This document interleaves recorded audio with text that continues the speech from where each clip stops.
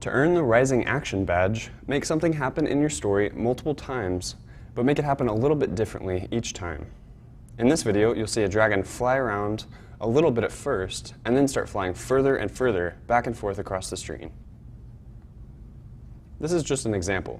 You could make your sprite say how many hours they've been out in the cold, or change colors to look like the other sprites, or anything you like. Start by making the first action you want to happen.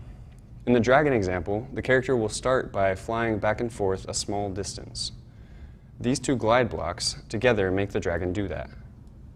Your first step may be something different, depending on what's going to happen in your story. And remember, these are just examples. Choose any unique action or event that works for your story, but make sure you create something that can change as the story goes on. Next, wrap your action in a repeat loop.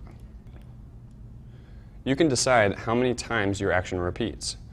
For this example, the dragon will fly back and forth 10 times. Once you've selected blocks to program the first action and make it repeat with a repeat loop, test your code by clicking on it. Make sure it does what you want it to do. In the next step, you'll use variables, just like in the slide to the left badge. Variables store values so that you can use them later in the program. Values are the things typed into a say or a move block. For example, the number 10 or the phrase, "What's up?" Go to the data menu, click Make a Variable, and give your variable the name of the attribute you're going to change.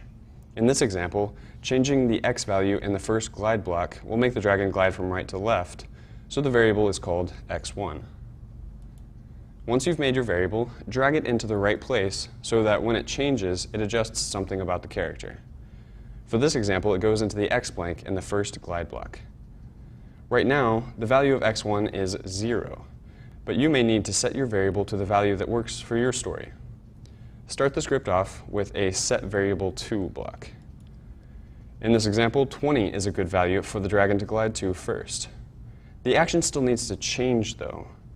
Use the changeVariableBy block to make that happen. Placing the changeVariableBy block at the bottom of the loop and typing 20 in the blank makes the variable increase by 20 every time the dragon flies back and forth. Test your code now. Think about what will happen before you click it. The action you programmed will repeat, like the first time you tested it, but it will do it continuously. Each time it repeats, it will change slightly. Click the code to see it happen. In this case, it works just right.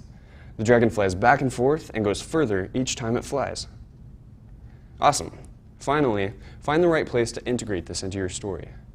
For this example, the dragon will start flying when it receives the message "Battle" from the knight. But for your story, it may be different. Great, be creative. You don't have to use glide blocks, and you don't need to start your variable at 20.